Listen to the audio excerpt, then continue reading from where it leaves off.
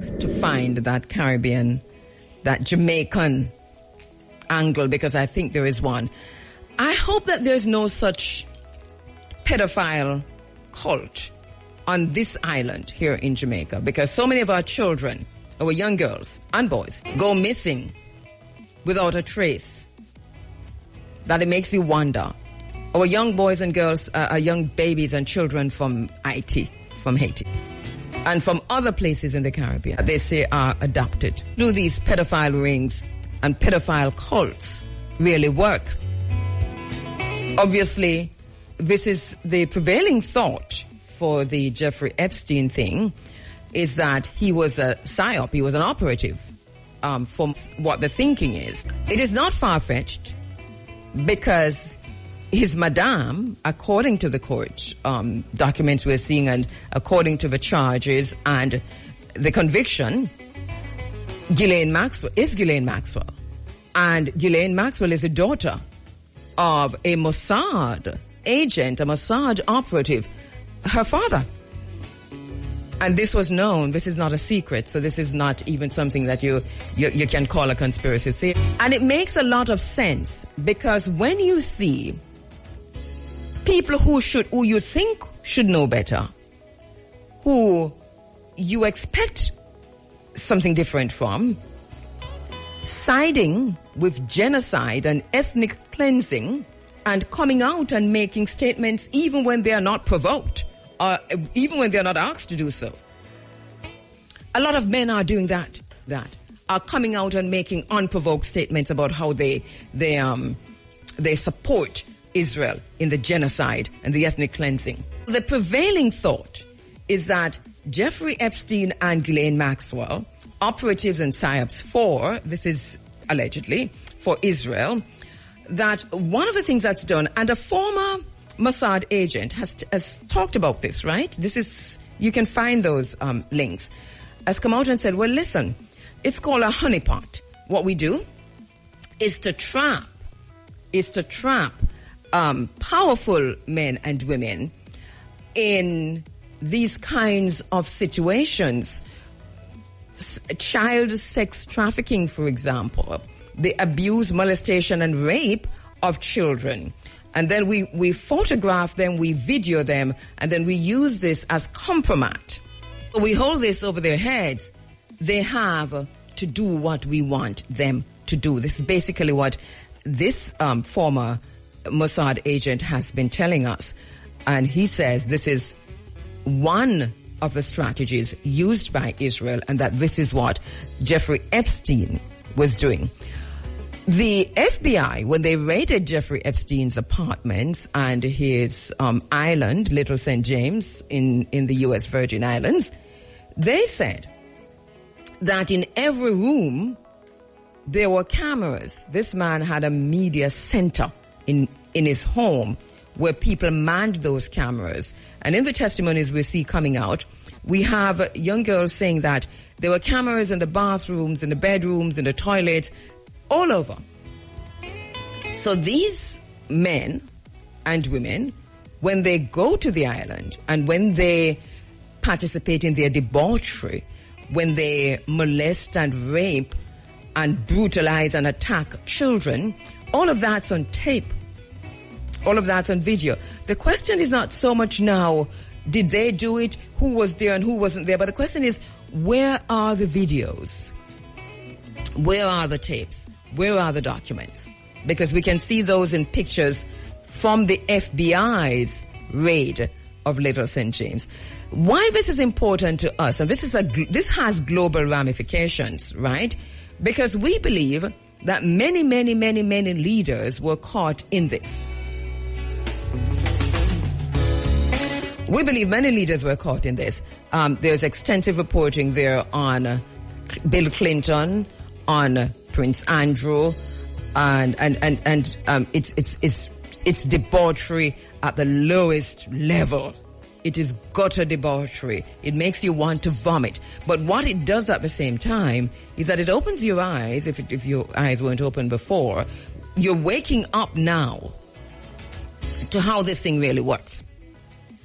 So many are believed to be blackmailed or white-mailed, because this is pedophile-mailed, into doing what Israel want them to do. And that is, I think, one of the reasons. Well, a lot of us are tearing out our hair and saying, but why is Britain why the UK not dealing with this? They talk about child abuse, they talk about the killing of children. There's feminism in the US, and there's feminism all over the place, and yet children are dying and women are dying, and thousands of babies are being killed, and we're seeing the bodies of the babies, and still there's cognitive dissonance. That's not death. They somehow convince themselves that those babies deserve to be killed in the womb, deserve to be killed as they're born, deserve to be starved to death. The question has always been, why this blanket support for Israel? Why this blanket support for the Zionist agenda? And part of that, not all of that, but part of that, obviously, when you look at the Epstein file, when you look at this global pedophile cult, is that people are being blackmailed or white-mailed into this kind of blind support of genocide, into supporting genocide and ethnic cleansing, annihilation of an entire group of people. That is happening right before us. That's happening before our eyes. And you have people coming out and supporting that 100%. So this is where we are. But I still believe that there's some kind of distraction, right, in all of this, because unless the redacted names are unsealed, unless we get the names of the another prince, because in one of the transcripts, and I've read all of them that they have dumped so far, this is what I do. In one of the transcripts, the attorney asks one of the witnesses, apart from Prince Andrew and Bill Clinton and so on, and another prince, who else? Now, the another prince, the name of that another prince is redacted. So I'm saying it's all distraction unless the redacted names are unsealed, unless we get the names of the another prince, unless the FBI releases the videos, the photos, and the real client list, because you're talking about human trafficking, sexual human trafficking for sexual purposes, for rape and debauchery, for the molestation and the attacking on our children, children, babies as young as 7, 10, 13, 12. These are the ages that we're getting those children for a market. There's a demand. The clients are still out there. Who are they? Forget the flight log, because the flight log is not going to tell you anything. We want the client list, the full client list. So unless we see that, this is all a distraction. We're not quite sure why, but this is all a distraction. It tells us more than anything is the extent to which Israel or Mossad control global politics based on white male through pedophilia, is what all of that is telling us. And I still want to know who is that another prince. And there's some names that you have to look up for yourself this morning, if you don't mind. Who was Jimmy Savile? Who is Jimmy Savile? Jimmy Savile. You type that in and look that up this morning. I want to say that this is still going on, you know. This global pedophilia cult. This is still going on. Epstein was caught, but this is still going on. The demand remains because the client list we don't know who the clients are. So this is still going on. This might just be a warning to those in other places and spaces who haven't yet come out to support the genocide or who want to pull back from the genocide. I'm just saying. And also, who is Lord Mountbatten? Who is Lord Mountbatten? You have to look up those people. But Maxwell, we gave you enough already. Known Mossad agent. We know where he's buried. He's buried in Israel. We know how many Israeli intelligence were there and how many prime ministers were there at his funeral. There's something that we heard along the way. We heard also that there were tunnels under the St. James Island. And we want to know about those tunnels too. Nothing is being said about those tunnels. So anyway, that's my 2 cents on the documents that we see coming out now, the cash. And I still think that this is a big distraction. So we need to look around us to see what else we're missing while we're focused on this, if you're focused on this. There's a whole thing happening, because there's a conversation going on about Human 2.0. Now, this is crazy. I'm going to take a break and come back to talk about that. When it's going up to 7 o'clock. Well, here is the thing.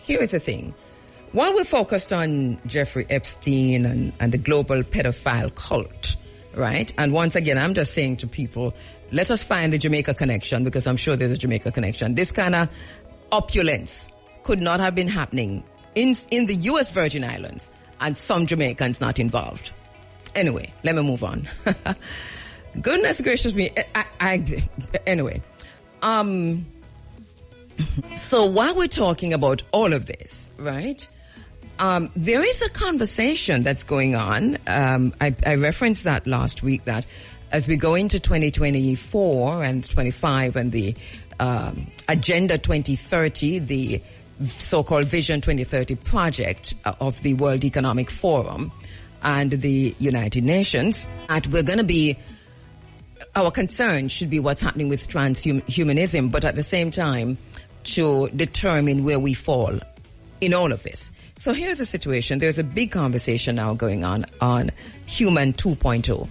People are talking about this. There are people who have the wherewithal, people like Elon Musk and others who you see Alex Jones, who was let back on Twitter, and you hear him now talking, going into the new year, talking about Human 2.0. Yeah, this is predictive programming. It was coming anyway. Now it is here. Whatever is about to happen has already happened. So here we are with Human 2.0. But Human 2.0 and transhumanism cannot happen without 5G technology and 6G technology, even going to 7. What it means that this year, Jamaica was concerned about, during COVID, there was a whole lot of conversation about 5G technology. Jamaicans were very concerned about that. It was never our concern at the time. We knew that they were going to do this, because what they're going to roll out in terms of the transhumanism and Human 2.0 cannot happen without the 5G and the 6G and the 7G. So here we are. This is a time. So pay attention, because one of the things that we're being distracted from is the rolling out of the 5G technology, the 6G technology, the 7G technology, Human 2.0. Human 2.0 is connected back to Elon Musk and Neuralink and everyone else who's doing that kinds of experiment. The FDA, as we came into 2024, granted Elon Musk's Neuralink the authority to start human trials. He's already started the human trials. Basically what this is that they're going to put the computer chips in your brain, and then you need the 5G technology, and you need Starlink. You need Starlink. You see how everything is connected? You need Starlink. SpaceX is connected. Everything is connected back to what is about to unfold, which is how the extent to which the plan now is to connect the human brain to the cloud. Only because I know that there are the people who are listening who have cognitive dissonance right now, and some disbelief, suspended disbelief, and other kinds of disbelief, because once again you're seeing this as a conspiracy theory. All right, okay. Well, put it this way. Do the research for yourself, but remember that I've been consistent on this very thing from the global reset in 2019 to the lockdown to facilitate all of this during the pandemic, the gene therapy, which was called a vaccine, By the way, do you notice how many people just falling over and dying? And I said, I'm not saying that people can't die. What I'm saying is that a lot of people between the ages of 40 and 65 are just dropping down, dying. People who you didn't expect. But you said, but didn't I just talk to you? No, but you just called me. No, but we just had a conversation. No, but I just saw her. I just had a conversation with him. People are just falling down on the football field, on stage, in their homes. Cardiac arrest, heart attacks. This was what the scientists say would happen after the COVID vaccine. It is unnatural. One of the pilot associations has written to the government of the United States to say that unusual amounts of pilots are having heart attacks. And that there needs to be an investigation as to whether or not this is connected back to the vaccines. But the scientists who were watching this, Gert van der Bosch, for example, but not only that, the documents, here we go again with the documents. We're reading the Epstein documents, but have we read all the documents that the court mandated Pfizer to make public so that people can see what the whole trial process was like and what were the recorded side effects of the vaccines? All of those documents are available online, you know. I guarantee you that the Ministry of Health here in Jamaica has not read those documents. I've read all of them that have been dropped so far. And I'm not a doctor or a scientist. I'm hard to read. So I read them with my dictionary and all kinds of books and so on and so forth. And one of the things that we're sure about is that the side effect, and this was by far too many, cardiac arrest, right? Heart attacks, literally. And this is what we're seeing being played out now. The resultant effect was always population control.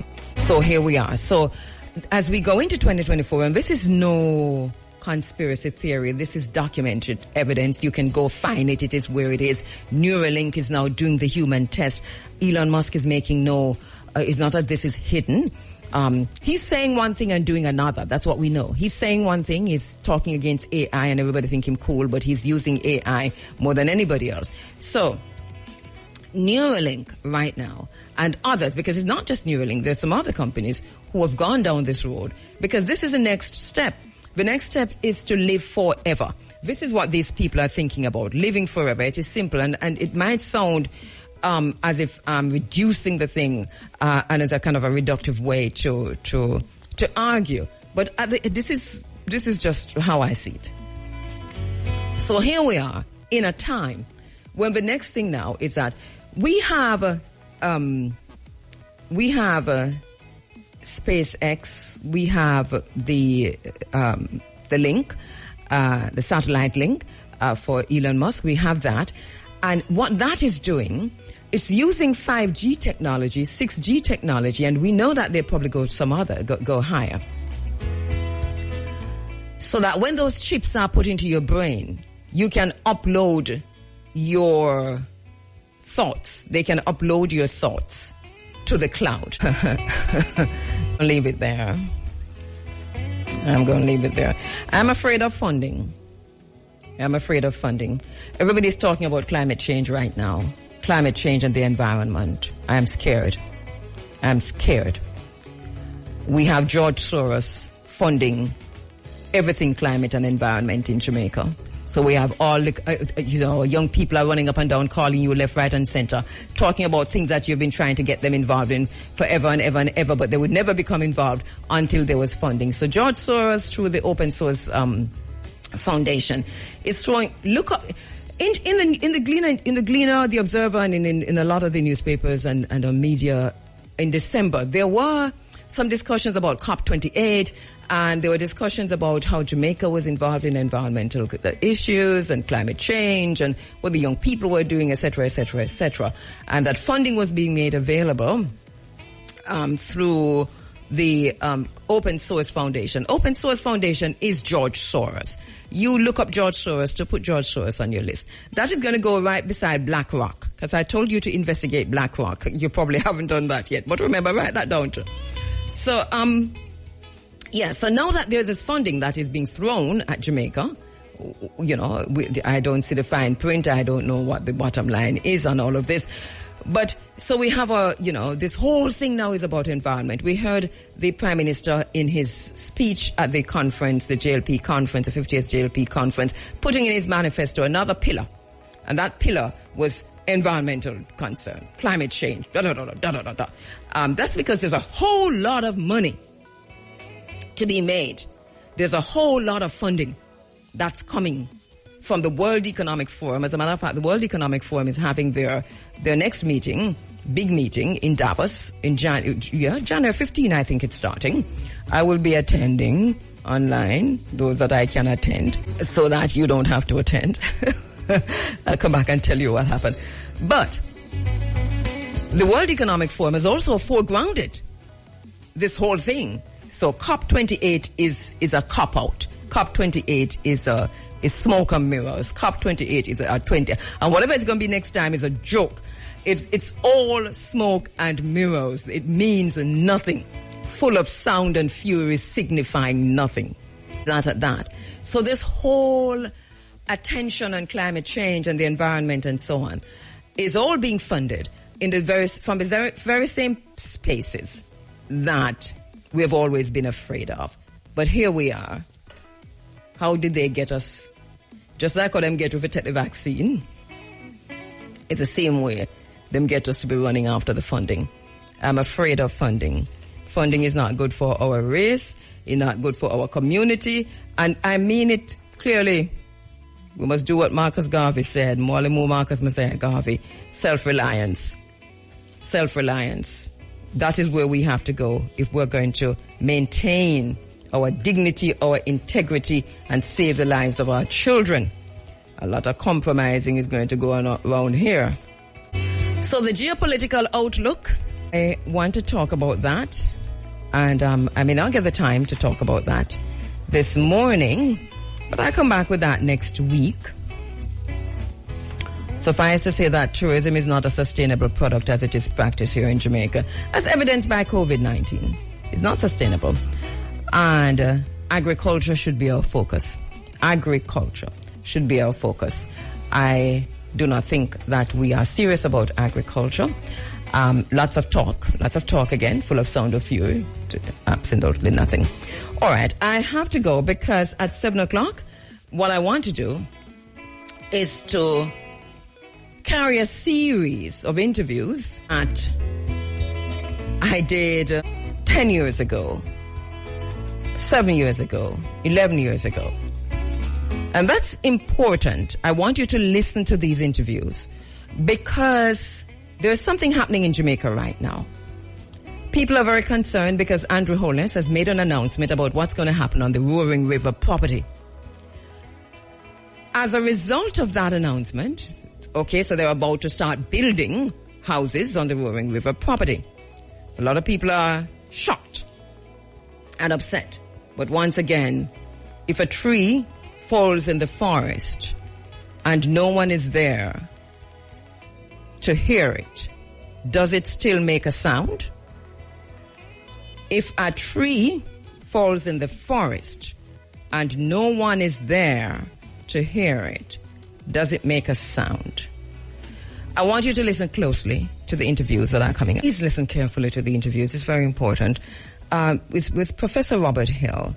And this interview was done on Sunday, August 2, 2015, with Professor Robert Hill. Professor Hill is a lifelong student of the work of Mwalimu Marcus Mosiah Garvey. He dedicated and gave his entire research on Mwalimu Marcus Mosiah Garvey to the UCLA, and they're called the UCLA Garvey papers, so you could go check out those papers in the meantime. So here is Professor Robert Hill. Thank you so much for coming in, Prof. Thank you. It's good to spend Sunday morning with you. Yes, isn't it, though? And what I've been thinking about this, because I think way back in the day, we might have had some telephone interviews with you, but like in the 90s. A long time ago. Okay. Yes, but we're very happy to have you here with us this morning. Thank you. One thing you should know is that we quote you like almost we use you. I see. Yes, when we want to. As a matter of fact, one of the things that we're talking about now is the Roaring River property and your research as consideration, and I think this is what the government should be considering, especially when they talk about developing the Roaring River property into a commercial complex, that the family of Molamu Marcus Messiah Garvey were enslaved there. Yes, Marcus Garvey's grandfather was a slave on the Roaring River property. Garvey's own father, he was born a slave apprentice in 1837 on that plantation. The owner of that plantation seems to have developed the property in conjunction with an Irish slave owner by the name of Michael Garvey. Mm-hmm. And I believe, based on available evidence, that it was from the family of Michael Garvey that several of the slaves on that property inherited the name Garvey. Mm-hmm. And how much do we know about Marcus Garvey's ancestors, well, grandfather, because that's pretty close, and the family who were enslaved there? Well, we don't know very much. They appear in the slave compensation records. They were listed in the slave registration records that began around 1820. And these records were instituted by the British government as part of a scheme to help improve conditions of enslavement. They later on became used for the compensation of the slave owners. The registration initially began as a way of keeping records to improve conditions, but later on proved very useful in the slave owners could point to the registration of their slaves as official evidence of the property in slaves that they owned. And so it became a record of how many slaves a slave owner actually owned, and therefore, based on that, their compensation. Mm-hmm. I have been reading the research, because I haven't bought the book yet, but what I can find from the UCLA website and some of what you've written we always travel with one of your books, so it's there. And what I find interesting is that how can you tell that Marcus Garvey himself might not have been born on the estate? Well, is there a possibility that he might have been born there? Well, we have Marcus Garvey's birth registration, and the record of his birth in 1887 to Sarah Jane Richards and his father, Marcus Garvey Sr., I think has a great integrity.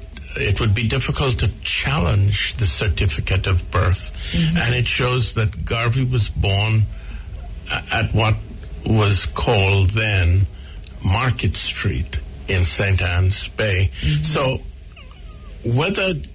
the question of whether Garvey was born in St. Anne's Bay or elsewhere, I don't think holds up it would be difficult to prove that Garvey was born elsewhere than where the registration of birth placed him. And so that what we have is his grandfather being born there. Can you tell us about the movement, how they moved from the estate, what happened, where did they go to? Do you have that information in terms of the rest of St. Anne's Bay? Because they did leave the estate at some point.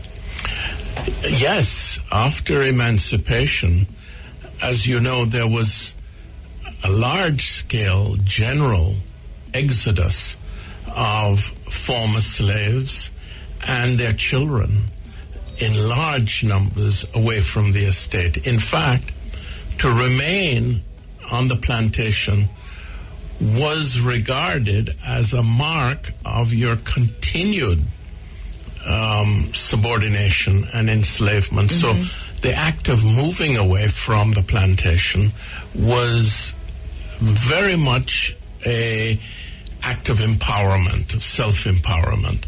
Now, how Marcus Garvey's forebears, many of them ended up in St. Anne's Bay, we're not sure. We know that there was a connection with Priory, the village of Priory, because when I was doing my field work in the 70s here in St. Anne, I interviewed a very old lady who was, I would say bordering on senility. She mentioned that she knew Marcus Garvey's father in Priory.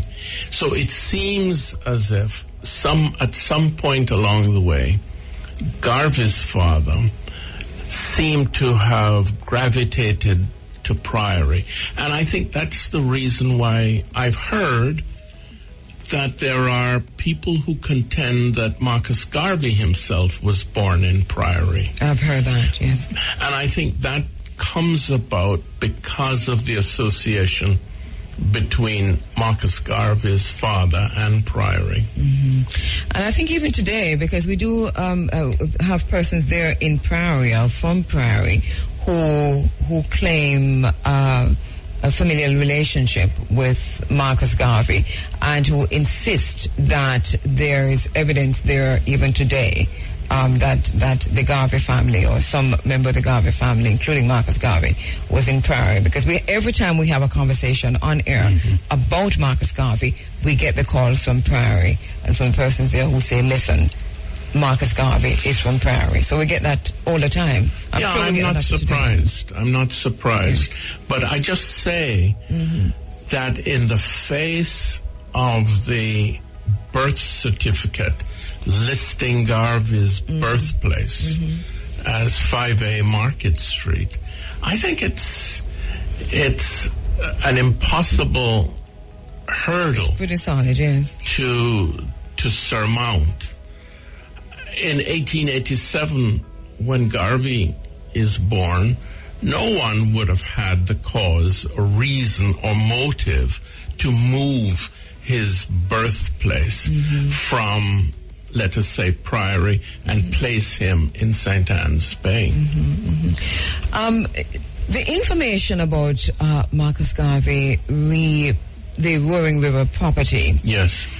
When I found you, as a matter of fact, it was a listener who was listening on the internet in America, our brother Kwame Pianki, who sent me the information once we started talking about the Roaring River property and the fact that it was going to be developed. Who sent me the information on your research. And I was a bit, well, I shouldn't be, but I was a bit ashamed that this information is out there, but we didn't have it. I've never heard it in the public sphere at all in Jamaica, even since we've started talking about it. And I find that curious. How come? Well, how come? Well, I'm not surprised, because in doing my research, I didn't find that the information was known about. I had to dig it out, and I began by just taking all of St. Anne, the parish of St. Anne, And working from the premise that Garvey's forebears, his ancestors, originated here in St. Anne, I dived into the slave registration records, which are immense, and systematically searched every single slave plantation in the parish of St. Anne. You see, part of what motivated me to undertake this research was not only because the genealogy of Garvey is of intrinsic value. There is a conception that Garvey is a descendant of the Maroons. And I was skeptical of that because you would have had to place Garvey's ancestors outside of the parish of St. Anne. If Garvey was a descendant of a Maroon community, that connection would have placed those ancestors outside of St. Anne. And it was in researching the slave registration records of 1820 on that I discovered these slaves with the name Garvey. And it was the Roaring River plantation that contained the listing of these slaves with the name Garvey. I know we have to talk about this, and hopefully we get a chance to talk about the significance of that and how you yourself view the proposed development of the Roaring River property and what is to be done there and what you think should be done in terms of preserving the heritage there relating to Marcus Garvey. But I'm from a little district in St. Mary called Hopewell, because we claim Garvey everywhere. I see. Called Hopewell, where there's a river, where there is well, there's Rock Spring, there's Hopewell, and so on. And the history of those two adjoining communities actually link back to the communities of Portland, Moortown, and so on. And this is when, and Marcus Garvey spent a lot of time there, according to the legend. Yes. Where I'm from, because we know the river. I was baptized in the river where Marcus Garvey used to bathe, etc., etc. I see. It's a big deal. And we have people who return to Hopewell who will go there just to drink the water that's coming from the underground spring. I'd love to go. At Beaumont. I'll take you there. Oh, I'd love to go. Yeah, that spring the water is still coming up from under that spring at Beaumont in St. Mary. And that's a little distance from Port Maria, not too far from Port Maria. But then, and my father tells a story of Marcus Garvey and, which is what he heard himself, and Mr. Stanberry, who had a horse, and so on. So you have all that, connection of Marcus Garvey in that area of St. Mary. And I know somebody from St. Mary is listening. Give me a call, please, Wani, because you have all of this information of Marcus Garvey and his possible connection to the Maroon community from Portland. I'm just saying. Well, yes. Marcus Garvey, we know, worked in Port Maria for Mr. Burroughs. Mr. Burroughs, who employed Garvey, and Garvey was an apprentice printer with Mr. Burroughs in St. Anne's Bay. Mr. Burroughs established a branch printery in the town of Port Maria and sent the young Garvey to be the supervisor of the branch printery in St. Anne, in Port Maria. And I interviewed a Jamaican in the United States who knew Garvey when he worked for Mr. Burroughs' printery. It is from Port Maria that Garvey then migrated into Kingston. So Garvey's connection with Port Maria is very well established through his link with the Burroughs branch printery.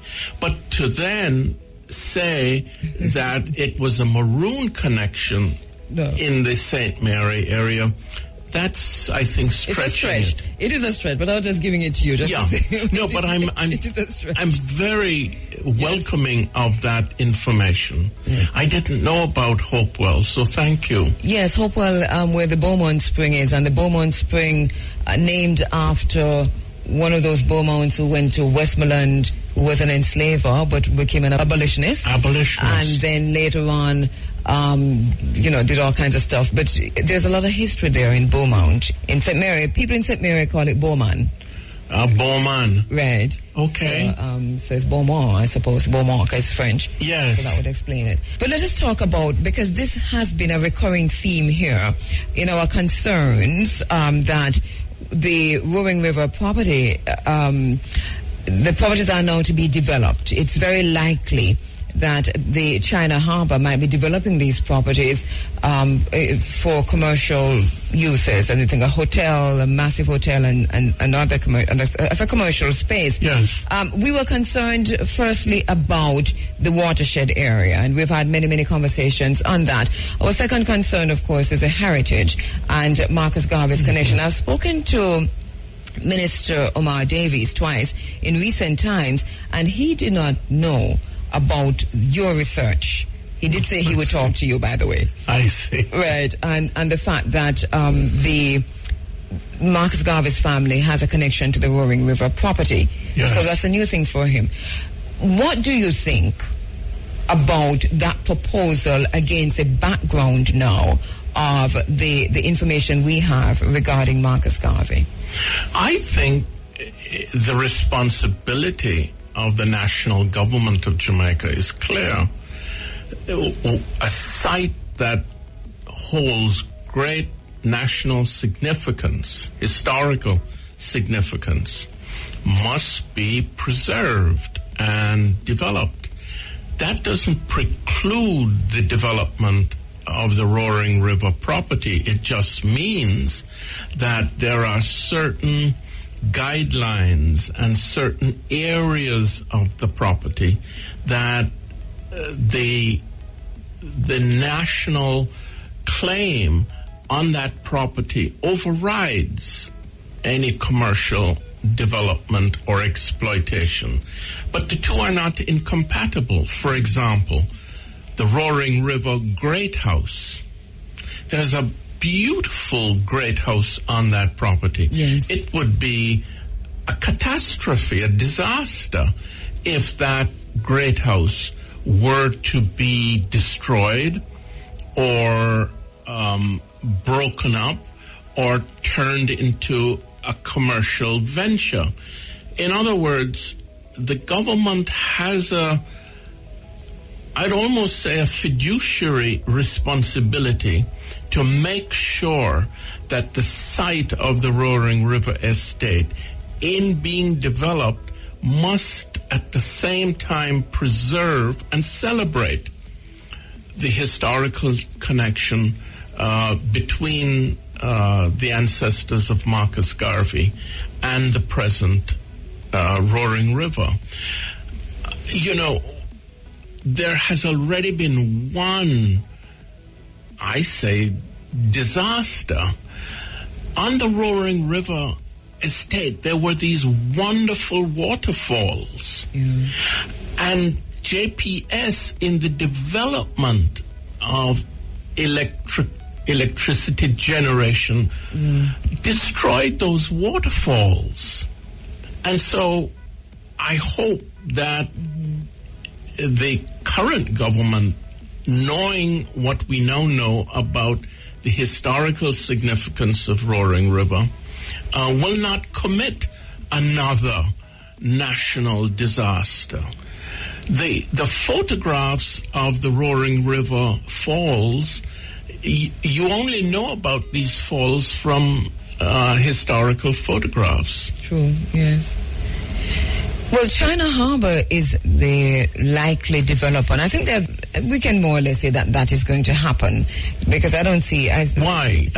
Because I don't know how we're going to stop it now. When I say we, because we've been trying to at least put some brakes on it while we look at what are the ramifications, what are the consequences of building. I know that there have been some changes since we started, because we spoke with Minister Davies a few weeks ago, and he told us there will be no building in the area of Laughing Waters or the opposite that, where the water sources are, but that the buildings would be, the commercial development would be going towards Montego Bay, so further up. So we're waiting on the map. He's promised to show us a map of what that would look like. But I know there are still concerns about the watershed, and what has not been factored in is the heritage in terms of Marcus Garvey, because there's a wheel there, which is already a heritage site, which was almost destroyed in the building of the road, by the way. It was a journalist here who pointed it out. And so that enough care isn't being taken in how that whole development is taking place. What would be your advice if you were to give it to China Harbour, to the government of Jamaica, in terms of how they're developing that property?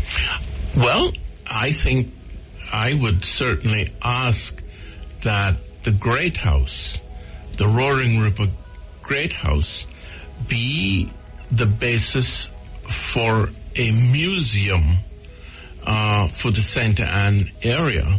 And as part of that museum, using the Great House, the structure of the Great House, that a highlight of that museum would be a major exhibition on the life of Marcus Garvey, because he's from here. Yes. This is his home, and it would be appropriate that as part of a museum using the Great House, the site of the Great House, that we incorporate within that museum structure a highlight Marcus Garvey's ancestry and his connection with St. Anne. All right. Thank you so much, Professor Rob. Now, so that interview with Professor Robert Hill was done August 2, 2015. And that was when we had tried every single thing that we could find in the book to stop the Jamaican government from going through with giving 1,200 acres of watershed area, the Rio Bueno watershed, the Roaring River lands on the Rio Bueno watershed. And we tried everything. And finally, in desperation, found through our brother Kwame Pianki the UCLA papers and could place Mwalimu Marcus Mosiah Garvey's ancestry, his grandfather, his grandmother, his great-grandparents on the Roaring River property, enslaved on that property.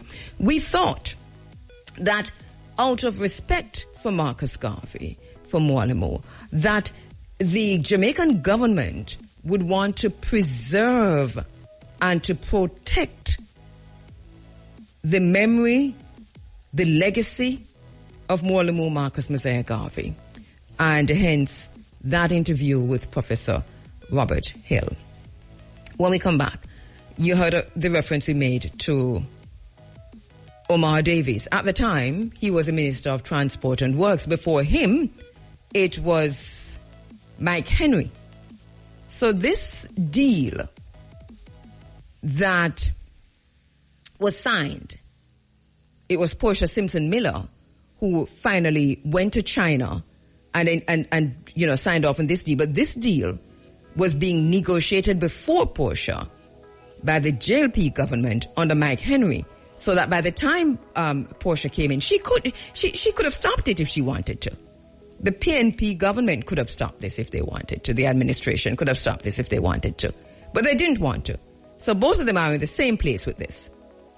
So it was Portia. We still haven't seen what Portia Simpson Miller, as leader of the PNP and Prime Minister of Jamaica, signed off on when she went to China.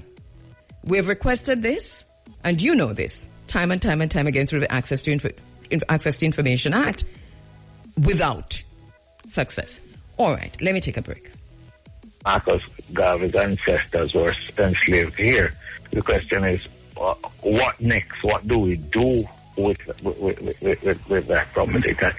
It has to be maintained in a particular way to preserve that heritage. And the question is, what is being proposed? Yes, and also the question is, does it make a difference in how we negotiate with China? Do we build hotels on the land in which Marcus Garvey's parents were enslaved? No, but take China out of the argument. All right, Europe. Let's say Europe. The critical thing is, this is land which is now owned by the UDC. What do they recognize this, and what are the plans? And that's what I will seek to find out. But there's a danger of us then focusing on the instant without looking on the principle. All right. Are you with me? I am totally with you, and I know we're going to talk on this again once you have looked at, the wider picture, the Garveys, and also you. One of the things you have said is that you are on top of the watershed situation, and you have also said that the conversation, the discussion, the negotiations are far advanced, but it's not a done deal. Is that what I'm understanding? Yes, well, they're never a done deal until signatures are on the thing. But I can tell you, when cabinet consider the principle of that, the issue of the environment and the protection of the watershed was specifically there. So the decision by cabinet spoke to proceeding, but with the environmental issues, etc., being resolved before any finalization between the UDC and the Ministry of Finance. All right. Thank you so much, Dr. Omar Davies. Okay, you're welcome. And when I have researched this issue, whether I think we need to be clear. You can speak off the air as to what specifically you're seeking, but I will research the issue about Marcus Garvey's ancestors. All right. Thank you so much, Dr. Davies. I appreciate you coming on. All right, good. All right. Okay, Dr. Omar Davies there. We got through it. Talking to us about the Roaring River property. We still have concerns, and we appreciate the fact that he came on and answered some of our questions. There are still ongoing questions, and we await looking at Marcus Garvey's connection to the Roaring River property and saying to us, how that fits into the wider picture. Still questions about the water sources, but one of the things that we heard because it was published, that it was lands on both sides of the road, and that would take in the Laughing Water lands. Now we're hearing that those are off the table altogether, and that is really one of also the water sources. The lands to the west, we heard from the Water Resources Authority a few months ago, or probably years, maybe a year, that these lands are also part of the greater Webuona watershed area, and the concerns that would be on the table if we were to have commercial development there. But now Dr. Davis is saying to us that it's lands away from those water sources. So let us go back and look at exactly what is there.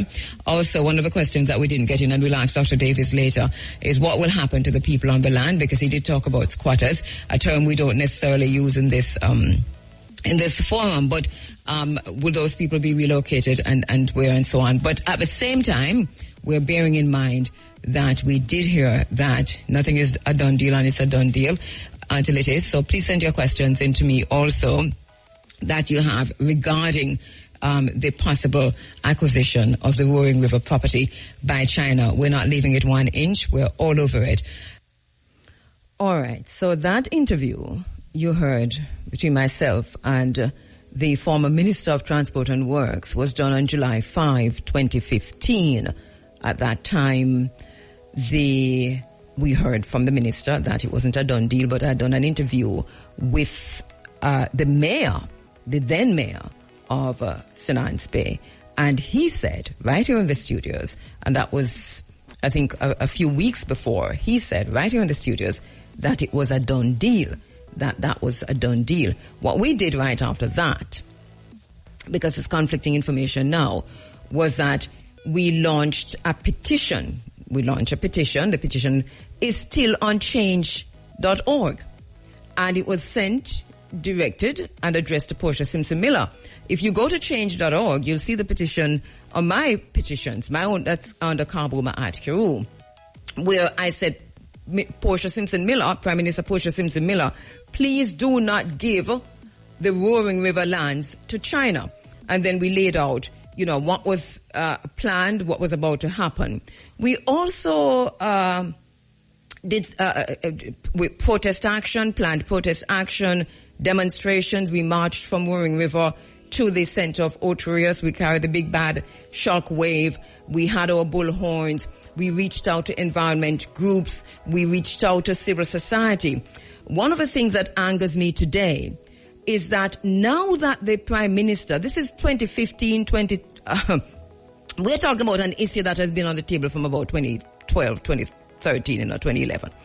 Now, here is the situation. Now that Andrew Holness has made this announcement that now they're ready to do all the building that they said that they would do, because both the PNP and the JLP agree on this. And because there is funding from George Soros and Infrendem, we have environmentalists coming out of the woodwork on something that is already gone through. When we called on the environmental groups in 2015, and I think it is politically partisan, I think how environmental groups work in Jamaica, they're going to have to check themselves, because you can get them, and I'm talking from experience, 34 years in this space. I'm telling you that environmental groups depend too much on, one, funding, and two, on where their political allegiance lie. He reached out to us. He said, that he was looking at this and so on. So I spoke to him again. No, it was before July 19. So on July 19, we did a second, much shorter interview with Dr. Omar Davies, who at the time was a Minister of Transport and Works with responsibility for the China Harbour development and the China-Jamaica relations. So here we go. All right, we're back with you inside of the Africa Forum. It is Running African. Now we're standing by to speak with Leah Douglas of Birds Caribbean. But in the meantime, let's quickly speak with Dr. Omar Davies for about 3 or so minutes regarding the Roaring River lands and the plans, the possibility of China Harbour acquiring lands there. That's been a concern of the Africa Forum and my own personal concern here on many issues. Dr. Davies, good morning. Yes, good morning. I've been struggling to get through to you. Well, I'm very happy that you finally got through, and thank you so much for following up, because you did promise to do that, and here you are. So thank you very much for that. All right, so Dr. Douglas, we'd asked about two things. One in particular had to do with the Garvey family, Morlemu Marcus Messiah Garvey, and his family being enslaved on the Roaring River property, and that's something you said you would look into. Would that make a difference in terms of how Jamaica negotiates with China Harbour for the property? What can you tell us? The actual question you asked is whether it was a heritage site, etc. And no, Dr. Davies, I didn't answer that question. Yes, you did. No, I didn't. Anyhow, I wouldn't have answered that question, because I know the place very well. Okay. Yes. Well, right, yes. It is not. Let me, for whatever it's worth, I checked as to what had been designated by the National Heritage Trust, and the water wheel at the Mammoth Bay water wheel was so designated. Yes. In terms of, I got no information as to from the Heritage Trust about the Garvey family. So there's no official, in a sense, designation in that regard. Yes. No, so that has not arisen in the discussions. Right, but that is one of my main concerns, and the idea that if this property is a place, or was a place where the Garvey family, where Marcus Messiah Garvey might have been born himself, and where his family was enslaved, and that is well documented through the research of UCLA and Professor Robert Hill, that what difference might that make to how this goes down, one way or the other? in terms of what's going to happen on the land itself, whether or not the land itself will be looked at in a different way. And then the other concern was that this is a watershed area. Right. Okay. Let me deal with that one. I have a specific. There is an officially designated watershed area, but it's on the. It's under the official care of Jamaica Public Service, because, as you know, there is a generating hydroelectric generating facility, which is fed by the water from that. So there is an explicit area which has been given to the JPS for care, etc. What the areas we're talking about are to the west, that's going towards Mobi, and not in that area does not in any way impinge on the watershed area. And last week, it's best if I send, and I will. If you give me an email, or you get your assistant to give me an email, I will send you the maps indicating what I'm talking about. I'd appreciate that. And last week you said it wasn't on either side. It's not on the Laughing Waters, in the Laughing Waters area. No, it's to the west of it's to the west of that. In any event, I think you should be aware that there is there either in existence or plans for some service lots in west of the watershed area, as well as space has been allocated for the expansion of Steertown.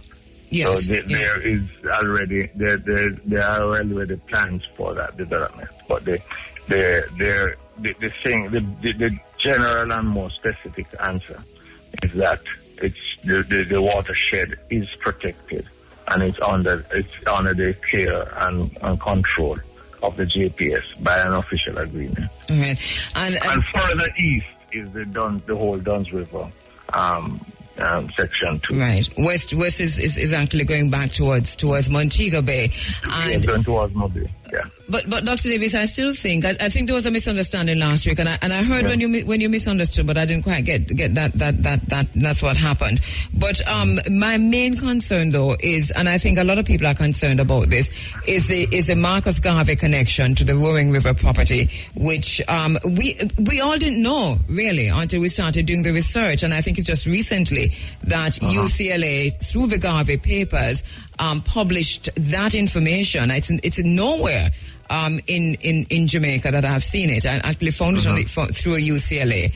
Thanks to the research of some of our listeners here at IRFM. And I have spoken to Robert Hill about this, and this is something that he said, yes, that is factual. For me, and the question I was asking you last week, would that make a difference in what is done on the property, this knowledge that the Marcus Garvey, our first national hero, and might have been born on the property, but what is sure is that his family were enslaved on the property?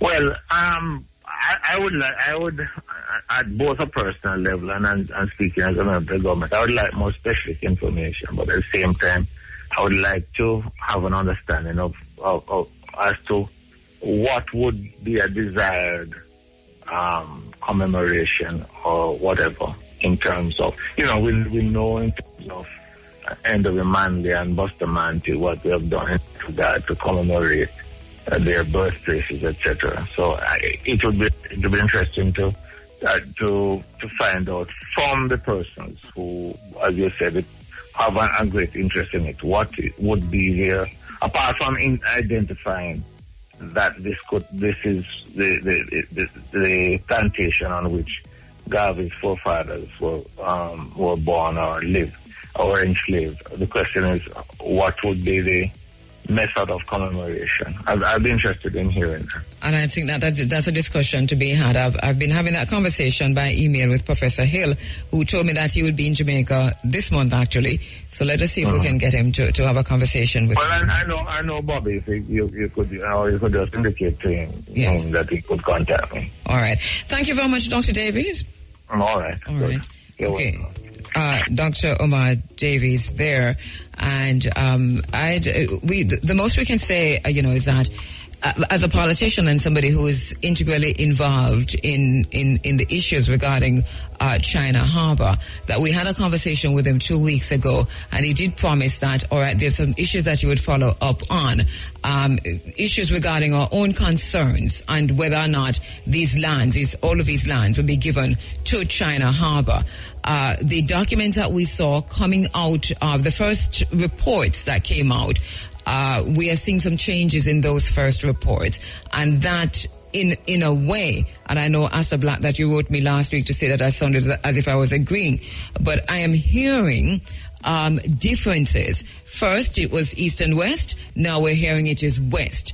And in terms of what was published. Also, we heard that the Laughing Water lands, as a matter of fact, persons were told who were jogging on the Laughing Water lands by representatives of China Harbor that they would not be able to do so very soon because China Harbor was acquiring those lands. Now we're hearing from the minister himself that no, not the Laughing Water properties, which we were very, very concerned about, not the watershed area, which we also were very, very concerned about, but going west towards Montego Bay. Now, we're going to follow up on these. We have all of these conversations in terms of the research and the follow-up, but a lot of our questions are being answered. The most outstanding so far is the Roaring River lands as they relate to and are connected to Molimu Marcus Messiah Garvey and his family. Also, once we see the map of the proposed development, then we'll also get a better picture. But we're hearing what we're hearing from the minister, and if he says that this is what is going to happen, it is up to us to hold government responsible and to their word. Years ago, 2014, 2013, Jamaica entered into an agreement or began to negotiate with China for the construction of the North Coast Highway. Part of that negotiation then included the fact that China Harbor, that they would manage the toll road, that monies would be recouped in that way, and that they would make up for that through giving lands to China. What's interesting about all of that is that those lands turned out to be the Roaring River lands. These are lands in the Rio Bueno watershed area. Immediately when I heard that, we started doing our research on it, raising the alarm in this space, doing everything possible as far as journalism would allow us to do to ensure that there would be no commercial development within the watershed area. Just a few days ago, the Prime Minister of Jamaica announced, this is now another administration, the JLP administration, that that development would now be happening on the Roaring River property. As a result of that, there's, rightly so, people are raising concerns at the time of these negotiations, before the negotiations were even. So we know that China Harbor in 2014 submitted the proposal to the government of Jamaica for the promised lands, because the Roaring River lands are really promised land, it's China's promised land. At the time, China insisted that they wanted, this is what we were told, that they selected the Roaring River lands, and before we heard about the Roaring River lands, they were talking about lands somewhere in the St. Catherine area, I think. But China did its surveys, aerial surveys, on-the-ground surveys, and rightly so. I am not blaming China in any way in any of this. Through their surveys, they recognized that this piece of land is where the water sources are. And as they had been doing across the continent of Africa and in other parts of the Caribbean, they said, well, we don't want the St. Catherine lands without rivers and valleys and fauna and flora and waterfalls and rivers gushing like a mighty warrior. Want these lands. So they chose the Roaring River lands. As a matter of fact, one article, if you recall, there was one article in the newspapers, one of the leading newspapers, that the reporter literally said that China had set its sights on the Roaring River land. Immediately when the mayor, came in and told us, well, I asked the mayor that just by the way, because I couldn't even believe it myself, just a few days later, and he said, well, that's a done deal. The lands are already given to China. You heard the interview afterwards with Omar Davis, because I said, well, how is the mayor telling me this? I must go ask the minister. And so I called the minister, and the minister said, well, it's far advanced. Well, here we are. China had said at the time that the plans for the Roaring River property was to build. They were spending millions of dollars, and so their plans were to build resorts and a commercial development on the land. So we resisted that for many years. Now, though, the Prime Minister of Jamaica has announced that building, development.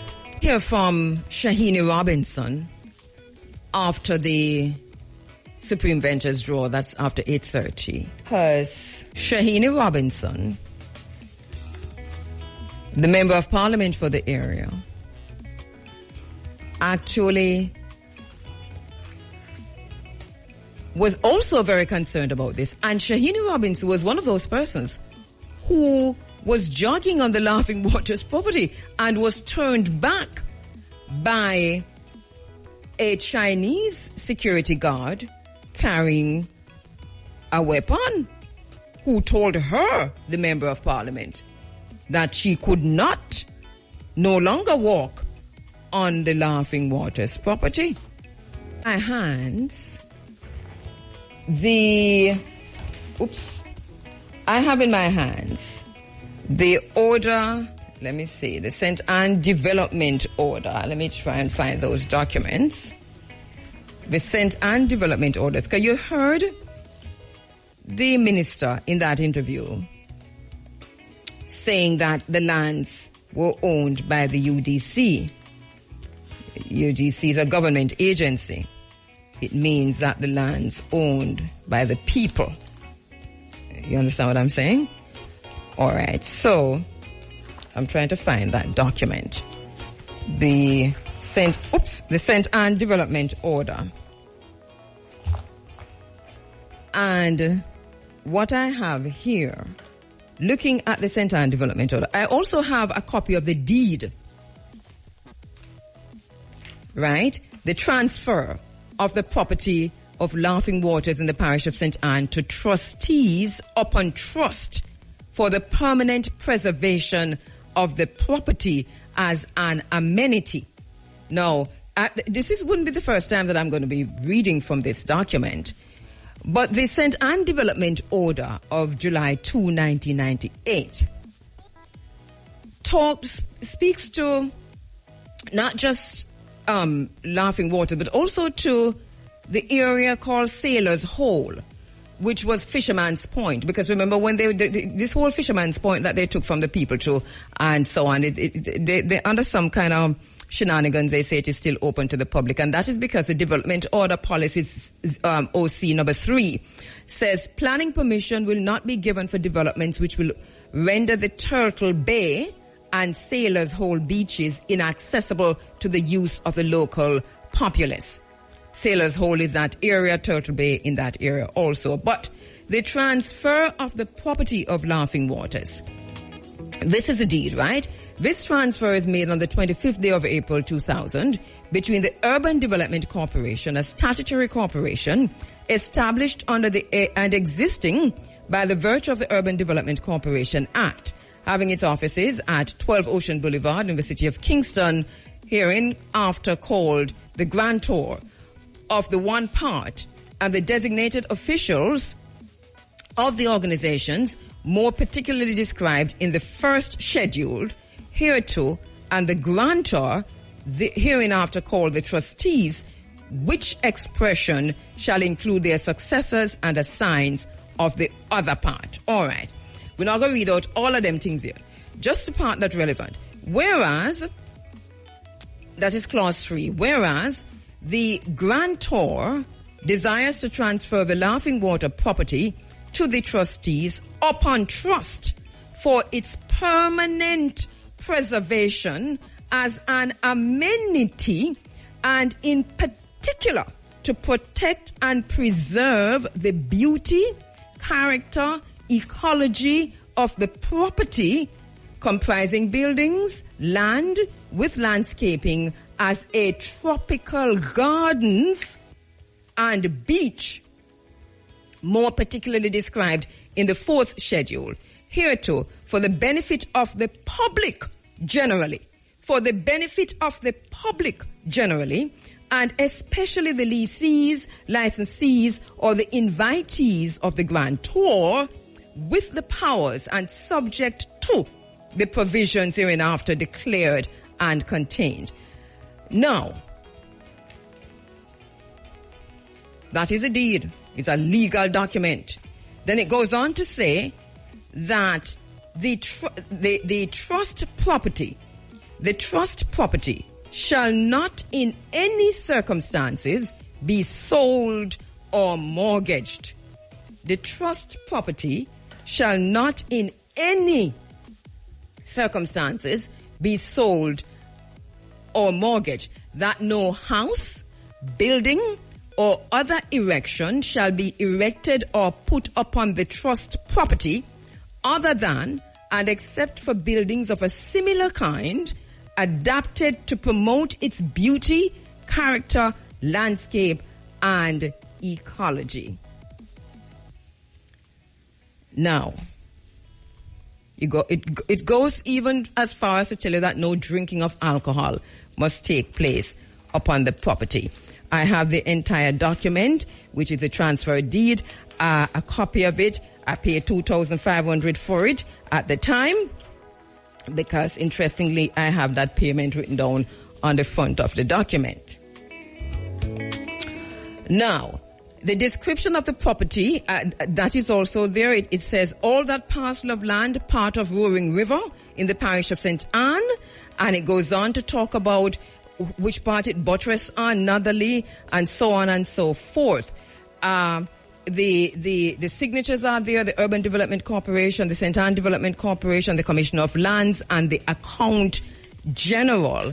There shall be no development of the trust property into a resort area, whether as a site for an hotel, villa, or other such development. This is the 3rd schedule. Number 1, there shall be no development of the trust property into a resort area, whether as a site for an hotel, that is what is there, villa, or other such development. There shall be no user of the trust property as an entertainment center or location for filming, except by the express permission of the trustees. This is a Laughing Waters property. Now, it's a whole heap of things, you know. It's a whole heap of things that it's a copy of the deed. Jamaica, Prime Minister Andrew Holness must tell us if, as Dr. Omar Davies said, that all of that area is not included in the development, or if there is still access to the public, by the public, open access to Laughing Waters. I can tell you, we do not have access. And I want anybody to test that. Well, no, please do not test it. Please do not test it. Let the Prime Minister and the Minister with responsibility, who is the MP now, and the mayor and so on, let them say to us whether or not the people still have access to Laughing Waters and all of that property, part of the Roaring River land, because the transfer deed, which is a document, a legal document, which I got from the accounting general, which I got from the place, when we said accounting general, I mean from the place where we're supposed to get it from. And I suppose you can get this through access to information. Once we started using these documents on air during 2015, 2016, 2017, they started blocking us from accessing other documents. I want to say to Minister Samuda, who is about to run in St. Anne, in the Shahini Robinson seat, that these were serious concerns that the former minister had, Shahini Robinson. I'm telling you that clearly. She was very clear that there should be access to the beaches and to the waters, and that is why when you're running in an area, you must live in the area. So step up to the plate, Mr. Samuda. I don't know who the PNP rep is. So the PNP, please send me a note, somebody to tell me who's running for the PNP down here. So because I can tell you, oh, we stay down in this area. Is that we don't really see party. If you think a lie, you check it. Shahini can tell you that. The people voted for Shahini Robinson. And Shahini Robinson was a part of the people, one of the people, and for the people. So if you're going to, and that is why the person who is there now came under so much pressure, because you're talking about a partisan kind of representation. But Shahini Robinson didn't care whether you were JLP or PNP. She saw you as a human being, as a Jamaican, and as somebody who lived in her constituency who deserved equal treatment. So that the rivers should be accessible, the water should be accessible, the sea should be accessible, the ocean should be accessible. Minister Samuda, you have a challenge to open Little Duns River 5, 6, 7, 8, 9 days a week, and you have another day? And stop with this foolishness about it being open only on Sunday. That no make no sense. Now, when I come back from the Supreme Benches, Drew, we have a quick chat that we did with Shahini Robinson, the late Shahini Robinson. She was a friend of mine. I'm saying this, I'm promoting that we're doing Shahini because I know there are many persons who would be triggered just hearing her voice because there was so much love for her. So I don't want to start playing Shahini. It takes you by surprise and you are triggered. Do miss Shahini. And we do have that interview coming up with her on the other side to get work. You have to understand the dynamics of how these things playing out, because we see that with the beach situation right here. Miami Bay is an example. You drive the people, you push their backs against the wall to such an extent that when you throw development at them that is coming at their own risk, they will dance for you to be chosen for a job that's going to pay them less than the minimum wage. And then you say construction is booming and everyone can be employed. So on this very same matter, the Member of Parliament at the time, Minister Robinson, let's just use a few minutes to kind of look at what has been happening with the lands at Roaring River.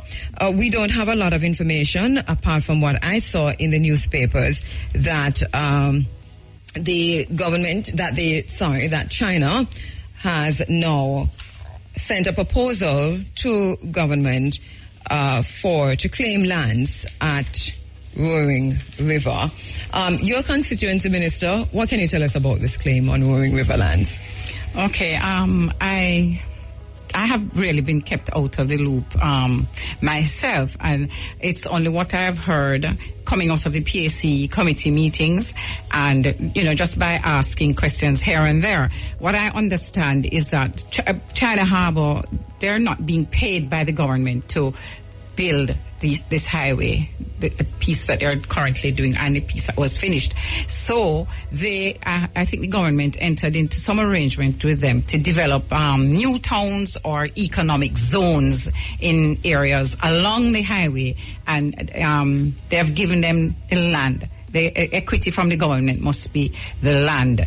How much of that land has been given and where exactly, which sections of the Roaring River land have been given, I'm not too sure. I called the general manager of UDC to ask him, because those lands fall under UDC, and he said that he was going into a meeting coincidentally at the same time that I called to discuss that same Roaring River matter, those lands. He said at the time, and that was Thursday or Friday, 2 days ago, that the section where the Great House is, those sections would be, he was sure, and that the government was trying to hold on to the beach side of the property. Whether this is true or not, I don't know, because it says in the newspaper article, it says north and south of the highway.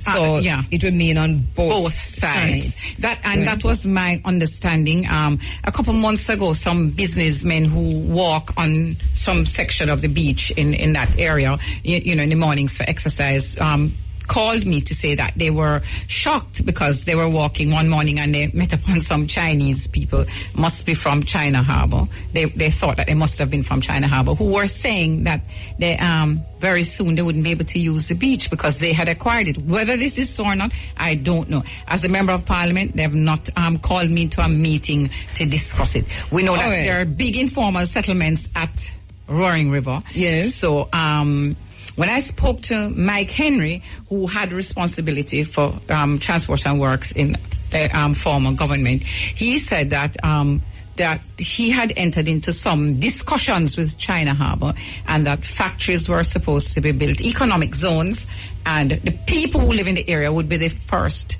beneficiaries of whatever economic development took place there, and that if persons were to be relocated, which is the most important thing, where they live, they would have to be relocated to areas and to circumstances that would be much better than where they were moving. Right, we were scheduled to speak with Mike Henry, but I'm wondering did he go to the reparations conference in Antigua? He did. He's probably traveling. He's traveling. Right. All right. So because he was scheduled to be on, but we'll talk to him when he gets back.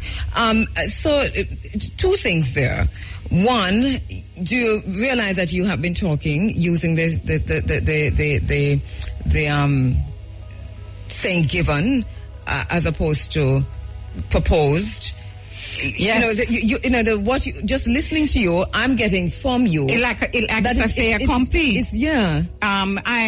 I feel that way too. I feel that way because of just being in the constituency and from seeing certain activities.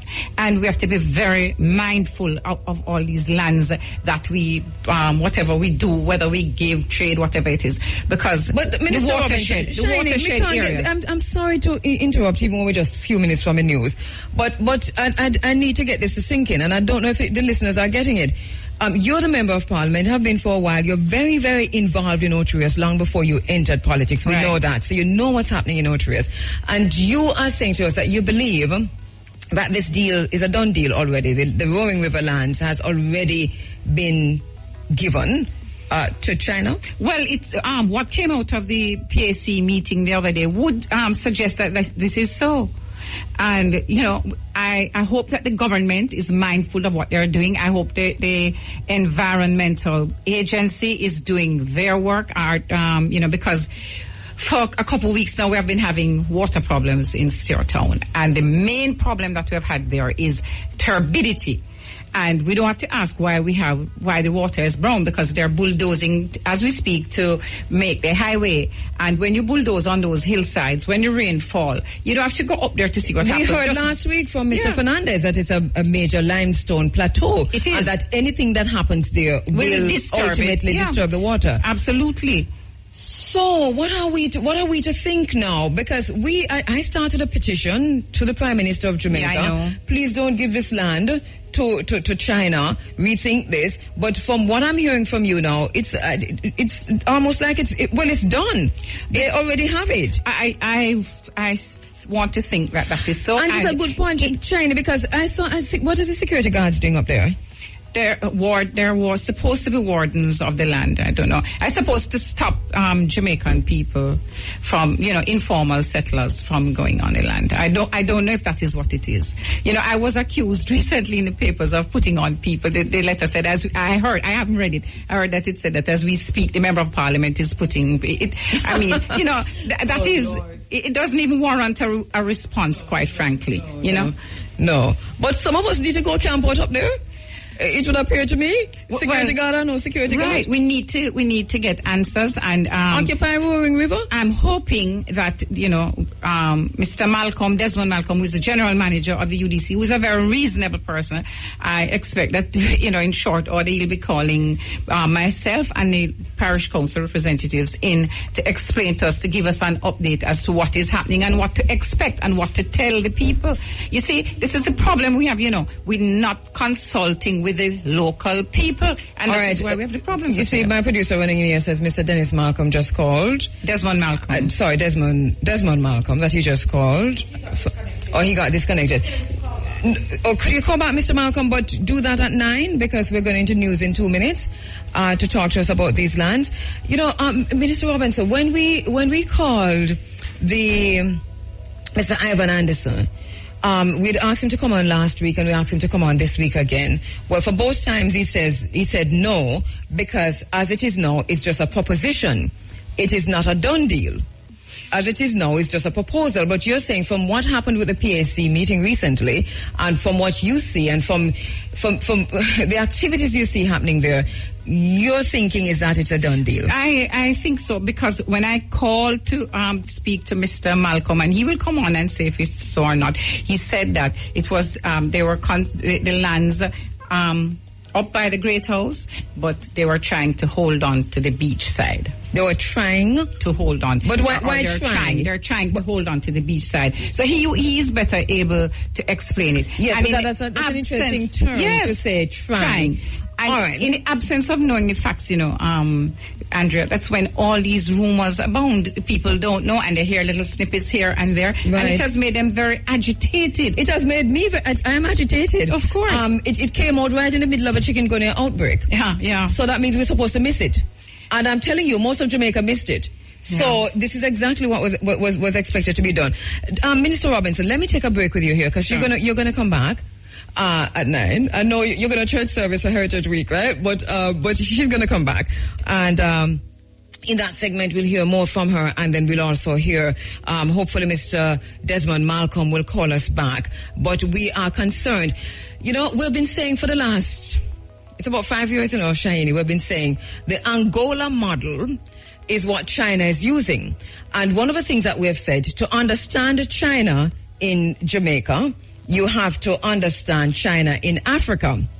Hopefully I'll get some chance later on to talk about China in Jamaica. China in Africa, and especially about the Angola model. I want to go through the Angola model again. It's very, very important that I do so, because I had asked then, before we even saw it happening, that if this is what was going to happen in Jamaica, and if this is what's going to happen, then we need to learn from the mistakes made by Africa. We are making worse mistake, worse than Africa. What you heard from Shahini is what was repeated along the way. The new thing now is that, and it's really not new, because during all of this at the PAC and in other spaces, China was always going to build on the land. That was the plan. It was for commercial development. You hear Shahini use the word town, because we had heard first it was going to be a Chinatown. We heard it was going to be a resort.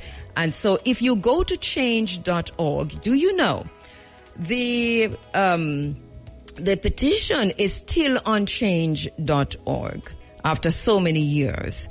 And you can go and sign it. It is still there. It's addressed to Portia, but, I probably should go in and change it to Andrew. But it is what it is. I'll go in and change it, I think, to Andrew Holness before the week is out. But it is still up on change.org, the petition to ask the Prime Minister at the time, to beg the Prime Minister not to sign off on this, that the former Minister, Mike Henry, had begun negotiating on. It cannot be a partisan issue when it comes to watershed. Let me tell you about the Rio Bueno watershed. If the Rio Bueno watershed is disturbed, these are the areas that will ultimately suffer what they will tell us is climate change. And they're going to turn around and blame us for it. But I'm going to tell you the areas. St. Mary, St. Anne, Clarendon, parts of St. Catherine, Trelawney, parts of Manchester. These areas will ultimately begin to feel the effects of the disturbance or the disturbing of the Rio Bueno watershed area. I want you as responsible citizens to start asking your questions about what is the importance and the significance of the Rio Bueno watershed area to Jamaica, to our survival. I want you to begin to ask that. Please. Very important. I'm going to, this morning, this is always a plan anyway, but I'm going to return, we're returning to the bottom line. The bottom line, my commentary, this morning. It is just to update it here and there, just a little tweak here and there. I'm going to return to the bottom line of the commentary I did August 2, 2015. I titled it Roaring River Lands, the Roaring River Lands Perspectives Unveiled. Is that this morning I am sad and a little disappointed. I find that once again I am challenged to revisit an issue that I had long been warning about in this very same space. An issue which is really an existential threat. Water. Water is essential to our very existence. Water sources are critical to our very survival. Take water for granted. But the bottom line is that water is the lifeblood of our planet and critical to our survival.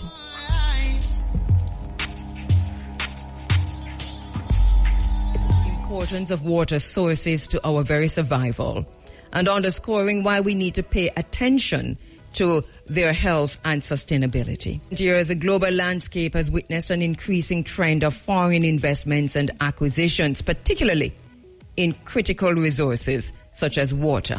Simultaneously, we are seeing the active and continued loss of access to our rivers, our oceans, our springs to foreign and private ownership.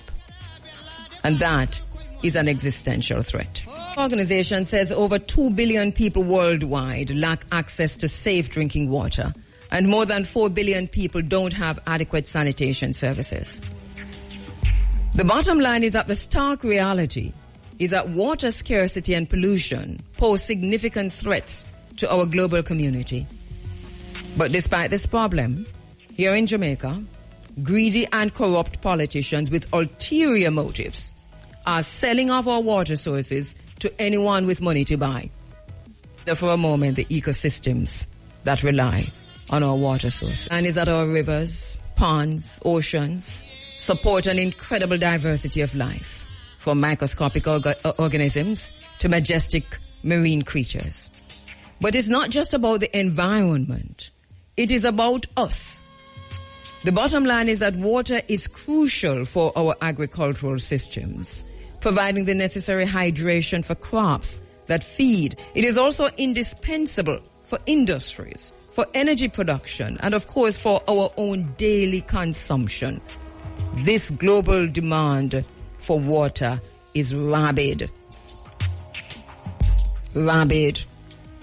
This means that for us on this island of wood and water, safeguarding national watershed areas from potential takeovers, particularly by foreign entities like China, Europe, is a vital responsibility that requires proactive measures. The line is that diplomatic ties between Jamaica and China have evolved into a multifaceted relationship, and this extends beyond political alliances to encompass economic, cultural, and social cooperation. She'll maintain that leveraging Jamaica-China relations is pivotal for both Jamaica and China, even as Jamaica continues to open its doors or its legs to a plethora of what appears to be opportunities that they tell us can propel Jamaica's development agendas. We want to take a look at those agendas. Bottom line is that we have a responsibility to prioritize the development and implementation of policies, engage the masses of the Jamaican people, and foster international cooperation to ensure the long-term sustainability of our critical water sources of our watershed areas. This is the only way that Jamaica can strike a balance between economic development and environmental conservation, preserving our national sovereignty and securing the well-being of future generations. The line is that as this rabid demand for water continues to rise, this rabid demand, global rabid demand, it is imperative that we as a people adopt sustainable practices to ensure the longevity of our water sources. For many nations, safeguarding their national watershed areas from potential takeovers has become a paramount concern. For many nations, safeguarding their national watershed areas from potential takeovers has become a paramount concern.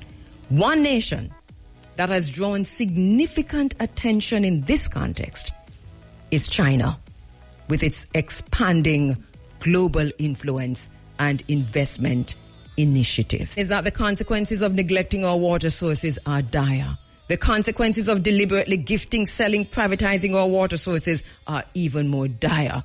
This represents an existential threat, and we are challenged as a people to reverse this dastardly act. In this space, I became aware of the Jamaican government's plan to gift China 150 acres of Rio Bueno watershed area, Roaring River lands, over 10 years ago.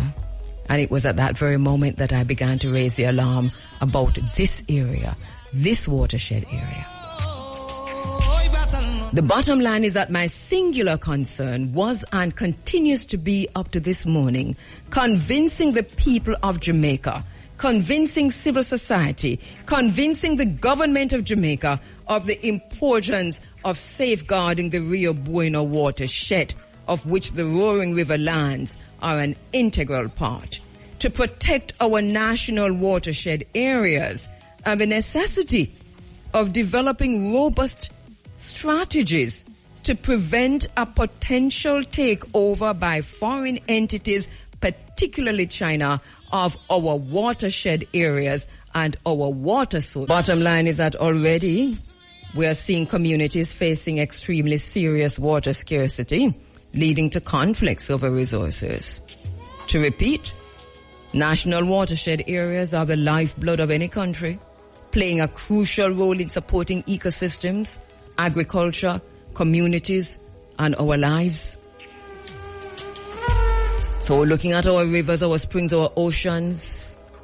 We're looking at how they contribute to biodiversity. We're talking about water security. We're talking about overall environmental health.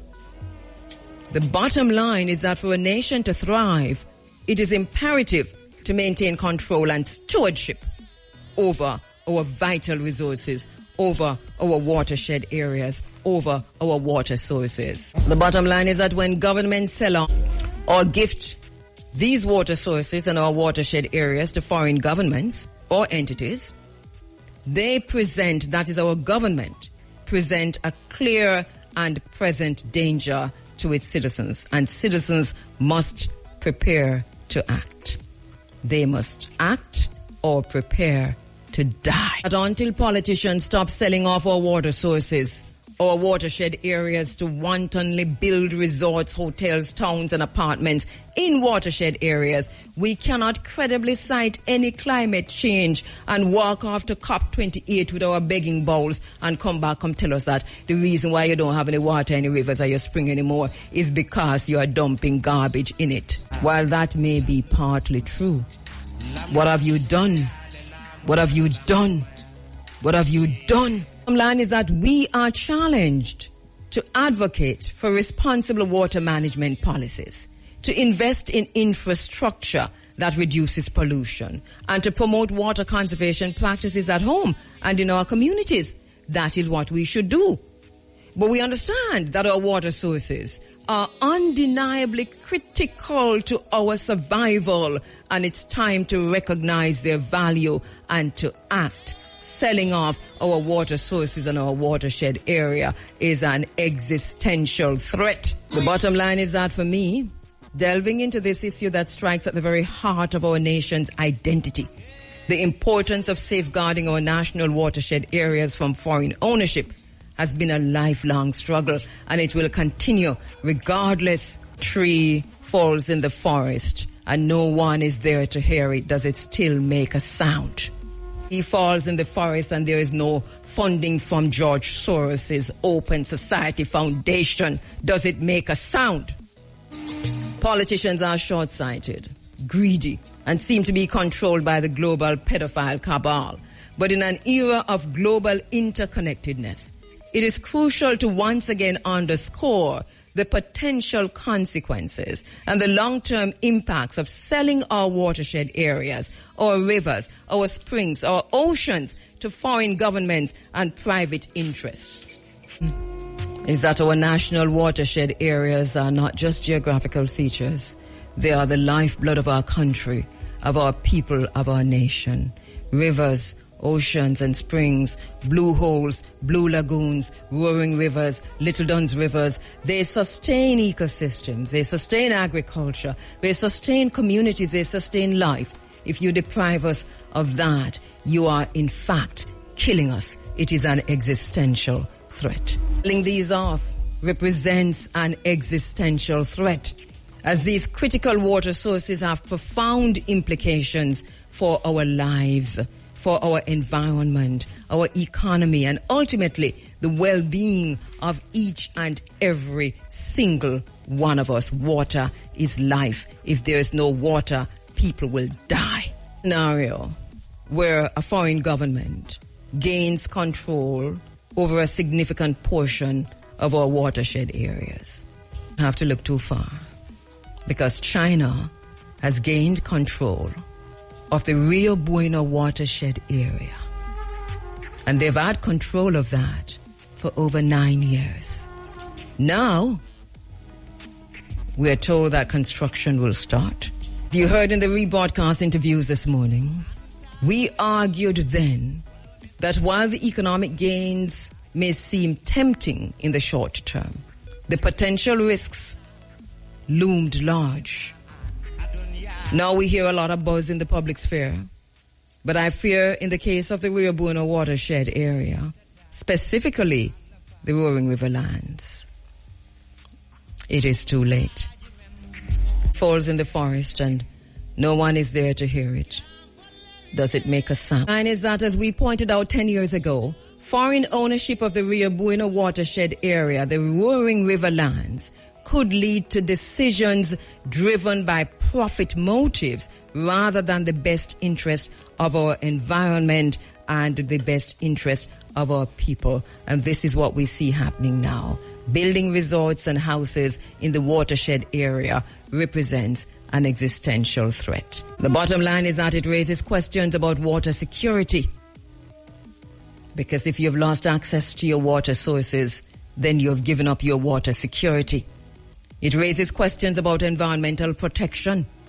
And even while the government of Jamaica says the environment and climate change and all of that is a third or fourth pillar of its manifesto, here we have, on the one hand, you're saying that, but you're doing something else.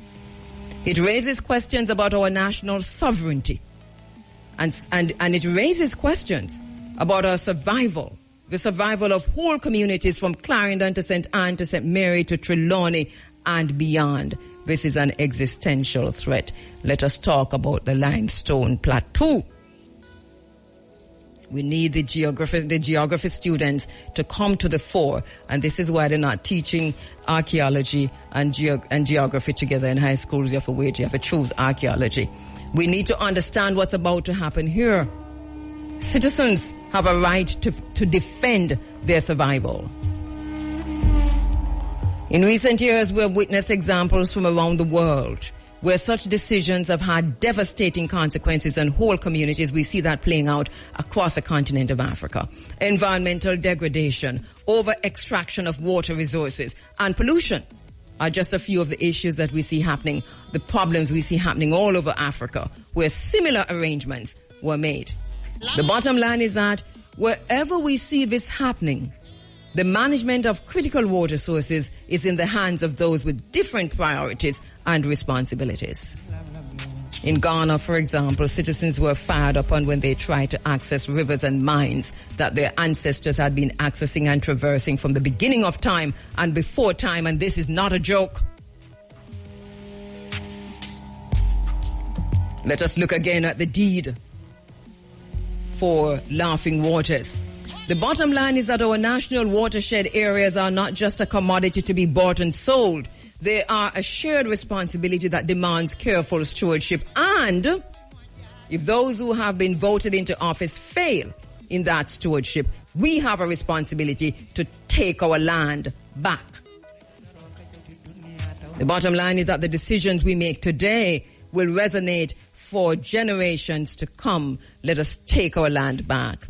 As citizens, we must be vigilant and vocal in protecting the integrity of our watershed areas, ensuring that decisions made about our water sources prioritize sustainability, environmental health, public interest, access, and preservation. The plan is that China's economic growth and expansionist policies have led to an increased interest in acquiring strategic resources worldwide, and we can't blame China for what they want. It is whether or not we are going to give it up. National watershed areas are particularly attractive targets due to their essential role in sustaining life and economic activities. China is not fooled. China understands the importance of water. The bottom line is that the concern for me arises when these acquisitions potentially compromise Jamaica's sovereignty, environmental policies, and long-term sustainability and the very survival of Jamaicans. Advocacy and informed public discourses are essential in addressing this issue. We need policies that safeguard our national watershed areas from unwise exploitation. However, we have to be careful that advocacy is not politically partisan, that we not advocate when a JLP in a power, then we PNP advocate, or when a PNP in a power, then we JLP advocate. That the kind of advocacy now go work. Are we guilty or not of only responding and demanding environmental impact assessments when the party you support is not in power? We must face this question and answer it carefully. Are we guilty or not? If George Soros is not available through the Open Source Foundation to give us funding to say something is wrong. This is a call for our lawmakers, whoever is in power, to put in place stringent regulations and oversight to prevent short-sighted decisions that no doubt will compromise our nation's water security. This agreement that gave the Rio Bueno watershed area, the Roaring Riverlands, to China was signed off on by Portia Simpson Miller as Prime Minister on that very secretive trip to China. It was already being negotiated by the JLP under Mike Henry, but both parties are equally guilty of pushing it through. The bottom line is that communities must come together to voice their concerns, engage in conversations with political representatives, and actively participate in decision-making process that shape the destiny of our water sources. That determines the extent to which we protect our water supply. We protect water security. The bottom line is that this is about cultivating a sense of shared responsibility for the preservation of our natural heritage. We must balance economic interest with the need to safeguard our environment and the well-being of our citizens. Water security is not a joke. We must demand that government enact and enforce stringent legislation and regulatory frameworks to protect national watershed areas. Water security is not a joke. Be entrenched in law, clear guidelines on on foreign ownership, on sustainable management practices and environmental safeguards. These are essential to prevent exploitation and to protect water security. So let us collectively strive for a future where our national watershed areas remain resilient, sustainable and protected for the benefit of all, where we do not sell them out, give them away, and then build commercial activities on them. While the Jamaica-China partnership might present numerous opportunities, it is crucial to navigate potential challenges carefully. And that is why we say you still need to leverage Jamaica-China relations. How we balance economic cooperation with respect for Jamaica's sovereignty, that is important. How we ensure fair trade practices and how we address social and environmental concerns are essential considerations. Leveraging China-Jamaica relations is a strategic move that holds immense potential for both nations. We have missed the boat on that, but I feel that it's still not too late to leverage. Both countries work together because this is already happening. The Jamaica-China relationship, they tell us, has the potential to become a model for fruitful collaboration in the international arena. But the way it is going now, this is really just a disaster. We have already lost one of the most significant watershed areas on this island, and we're going to pay for it. That is the bottom line. Release that has come in from Jabem. It says, Jabem would like the degradation of Jamaica cultural and ecological heritage by building on the Roaring River Rio Bueno watershed. Jabem would like to bring to the attention of Jamaica the major issue as to why not to build there. 1, it is unsustainable to build on a major watershed. The Rio Bueno is one of the major watersheds in Jamaica. This is blatant ecological genocide, compounding the negative impact on water security for Steertown and surrounding communities of Jamaica. 2, significant heritage distribution of known pre-colonial Taino and African heritage site associated Jamaica's first people and with Marcus Garvey, Jamaica's first national hero. Negative impact on the marine environment at Laughing Waters and Pearly Beach. No marine assessment of this was done. 4, continued destruction of our coastal forest. The entire coastal plain from Trelawney to St. Mary is slated for development. This is having a tremendous impact on biodiversity lost, which is linked to our survival and impact of climate change. 5, Steertown will lose access to the roaring rivers that they have been using forever. Another trend in the displacement of Jamaicans from rivers. 6, the Steertown community and surrounding communities will not benefit from unaffordable housing. Their lands are used to accommodate the wealthy in a classless system that will keep them poor. 7, more than 15 endemic species of birds will be lost. More than 5 endemic trees will be lost. And 2 endemic epiphytes, 28,000 known species. This project will kill 2 of them. That's crucial for Earth's biodiversity and play essential roles in forests worldwide, building habitats in trees for a myriad of other life forms, from bacteria and insects to birds and reptiles will be destroyed. This is ecocide. This is ecocide. 8, the government of Jamaica has accepted money from the European Union to mitigate the impact of climate change. The Rio Bueno watershed was identified for protection. Jamaica's major water management units, researchers at the UE, University of the West Indies, have confirmed that the endemic closed broadleaf forests that protect and sustain these significant natural resources have been significantly disturbed.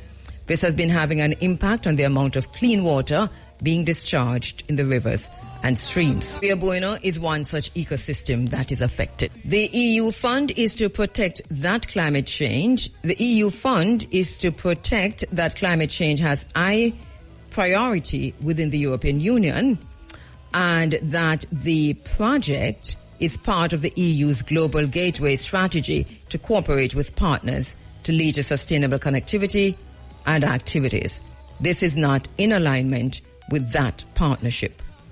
Lack of adequate sensitization in Steertown and surrounding communities on this Czech project regarding land and river access, socio-economic and environmental impact on their communities and on the larger Northeast St. Anne. Nature of Dr. Devon Taylor, the degradation of Jamaica's cultural and ecological heritage by building on the roaring river Rio Bueno watershed area, and the fact that this has been given away to China by the government of Jamaica. One of the questions being raised by many persons who have written to me, who have sent me texts this morning, is whether or not the protocol was followed in terms of how this was done. There are many questions. Journalism needs to do its work. Investigative journalism.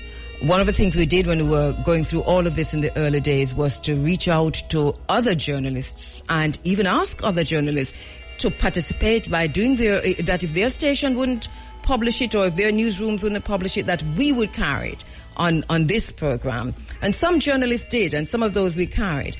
But we need some serious investigative journalism and the kind of advocacy that will once again put the brakes on this, because one of the things that put the brakes on this earlier in the day was advocacy. It was the media mainly and some persons from civil society. I want to say a very good morning to my sister Esther Figueroa, who took the bus from Kingston to come into the studio to help us to understand in the early days some of what we were dealing with, what we were facing, and what this meant. I once again want to underscore that Shahini Robinson, may her soul rest in peace, was someone who was in the background, and I know she won't mind me saying this, but when she couldn't come up front, she was saying, there are too many questions. There are too many questions. There are too many questions. We must answer them before we begin to build, because she understood the long-term impact, the long-term effect of building commercial buildings, whether it is for rent, resort, or whatever, within a critical watershed area. Let us begin to talk about the Rio Bueno watershed area and stop talking about the roaring river lands for a minute, because sometimes we have to broaden the thing before we reduce the thing. The Rio Bueno watershed is significant to this discussion, and this is where we should be going. 9:36, you're inside of the Africa Forum. This is Running Africa. Seated comfortably listening to this amazing program. And Isis Miller, Denise Isis Miller. Isis, we do not celebrate Christmas, but we see the greetings there, whether it is Ethiopian, Orthodox, or any other Christmas. We do not celebrate it around here, so, but thank you anyway. Omaliwa says, Happy New Year, Cabo and students. Aldith Hunker says the term, Aldith Hunker says the term Virgin Islands gets deeper meaning, doesn't it? Aldith, what a sad, deep meaning. And, but you are the consummate journalist, and consummate is an accidental pun. No pun intended.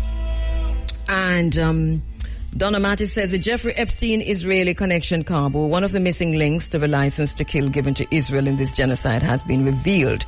And she says, okay, yes. Also ask if there's still the IRFM Lifetime Achievement Award. You say you humbly nominate Winston Burning Spear Rodney. a huge unsung legend of Garvey's legacy in Jamaican music, son of St. Anne. Do you know, Donna, that Burning Spear was the second person, I think the second or third person, who was selected to be given the IRFM Awards. And was it third? Let me see. Well, it could have been the fourth, because we've been trying to get him for a very long time and just couldn't get him. So we kept pushing back. But then we finally got someone to him. There was no response. But really and truly, he was always at the very top, in the top 5 of the IRFM Awards. The only problem is that we were never able to get him to sign off. And then Donna says, I remember those series of interviews and the obfuscation and dodging of the question by Omar Davies. Have the Roaring River lands been gifted to China? A simple, straightforward question. Well, you see, we have the answer now, don't we, Donna? I mean, it was always gifted.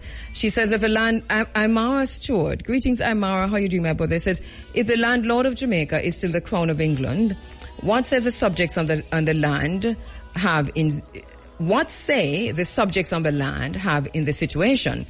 Until Africans in Jamaica are in control of the island called Jamaica, we have no say. Andrew Lumsden says, excellent program. Water is absolutely key. Thank you so much, Andrew. Aldit says, water is life, the bottom line. Rachel Eaton says, fantastic program as always. Where can we find the petition? Could you post the link? All right. So, so the petition is on change.org. Portia Simpson Miller, please do not gift the Roaring River lands to China. I'm going to post it in a little while. Sanika Butler says the best Grand Rising family. And then Donna talks about the Israeli government over decades have restricted water supply to the Palestinians in Gaza. After October 7, contemptuous of international law, Geneva Convention and terms of engagement during conflicts, they cut off water supply to Gaza. Water weaponized. Let that sink in as we give away our water sources to foreigners and to China. Exactly. Imara says, dog nyamu supper if them control Jamaica water supply. And Donna says, remember that bad drought in 2019 when for months there was no piped water, when water was being trucked, when private water companies emerged? These are some questions we must ask ourselves. And then Andrew, you talk about the global pedophile cabal. Yes. And yes, you see the prima homo sapien of Canada is back on the rock. Yes, we saw that. I wonder who is the Spanish-looking prime minister in those documents for Epstein. You know, so really and truly, it doesn't even matter one way or the other. And the thing is, as I said earlier this morning, is that there are videotapes. Where are the videotapes? There were documents that were there in a file that we saw from the FBI. Where are those files? Where are those pictures? So somebody has all of the information, all of the evidence. And then what happened to the tunnels on the Little St. James Island? And then what about the other island? Because Epstein had 2 islands. And then what about all of the other islands? Because we're talking about violence against our children. A global pedophile ring that is set up as a honeypot by whoever, wherever, and for whatever. But at the heart of this is our children. Yes, Ras Andy Anderson says, until we as citizens arm ourselves with the tools to deal with our own black enslavers, we will only continue to be deceived by who we think are there to serve and protect our interests. Hotep, my sister, and wishing you and the running African family the best. Thank you so much. And Hope John, I see you with the Merry Christmas thing. Yes, we do not celebrate Christmas. Plane crashes across the region. We're seeing that one small aircraft crashed in St. Vincent and the Grenadines. 3 people were killed. One Hollywood actor and his 2 children. We're also seeing that a plane crashed in St. Elizabeth a day or 2 ago, and that the burnt out wreckage was found. But we do not expect anything. Where expectations are low, when they find something, then we're good. We're still wondering what's the result of the investigation, or how far they reach with the investigation for the truckload and the plane load and the tons of cocaine that they found at the Ian Fleming Airport in Boscobel. You can find enough cocaine to buy Jamaica and all of the islands in the Caribbean but you can't find who it come from, who carried it there, who put it there, whose plane it come from. It is 15 minutes to 10 o'clock. This is the year, we are in the age of Aquarius. It's a year of enlightenment and replenishment. And so we're going to have to find a way to replenish our spirit, replenish our soul, replenish our body, replenish our mind, even while we're dealing with all of this. And we have to be enlightened. Check out the third eye, energy, frequency, and vibration. Let us begin to do that, because you vibrate any level you vibrate on, that's who you become. So we're just going to have to raise the frequency and vibrate at a higher frequency. I know that I'm just throwing things out and it sounds that way, but I am really very, very, very serious about it all. That's the bottom line. I'm really serious about it all. It works. So here we are at a time when the World Economic Forum is talking about rebuilding trust. So the big conference at Davos, Switzerland, in a week's time is going to be under the theme Rebuilding Trust. And they must know why I'm saying that. But number one on the agenda will be the AI, artificial intelligence. What I want to leave you with, and I'm not leaving now, I still have a few minutes to go, but what I want to underscore, if anything, is that while we talk about the environment, there's one thing that is going to cause serious damage to the environment. Walk with me on this. And that is the 5G technology, the 6G technology, and possibly 7. Now they have already rolled out 5G all over the world, because you cannot have the Internet of Things, which is where we're going next, which is where we are now, Internet of Things. Neuralink, SpaceX, and all them links and all those things, they cannot work, will not work. Artificial intelligence, generative artificial intelligence, they cannot work without the 5G technology and the 6G technology. So they're rolling out 6 and 7. Little Island, we are going to have to begin to ask questions about, how this is done, how this is being done, and, how people will be impacted, how will be affected, what are the studies, which part of them are put the transmitters, if any, because basically we are entering a phase where they're about to download. This is a plan, right? Because Neuralink, this is a plan, we know from what Neuralink has said. And if you go to Neuralink's website, they're not hiding this. Where it's a time of the Internet of Things. Write that down on your list for me also. We've done many programs on the Internet of Things. We did these programs during COVID. We told you that we were locked down for 2 years because of this, right? So basically how this is going to work, human brains are going to be connected to the Wi-Fi in the clouds. This is how it's going to work. They're not going to say it that way, but for it to work, this is what is going to happen. So they're connecting the human brain to computers and to artificial intelligence. So you're really connecting the human brain to the cloud. This can't work without the 5G and the 6G and the 7G technology. So this is basically where we are now. The outreach during COVID about the 5G technology, this is where we are now, right? So you were at the previous. This is where we are now, right? It's a 5G technology time. It's a 6G technology time. It's a 7G technology time. It's a time of the Internet of Things. It is time for human brains to be connected to the Wi-Fi, to the computers, to artificial intelligence, and so on, to be connected to the cloud. We're going to begin to have we're going to have the conversation as a nation about where we fall in all of that, because you could be enslaved, or you could lead, or you could go find a water source.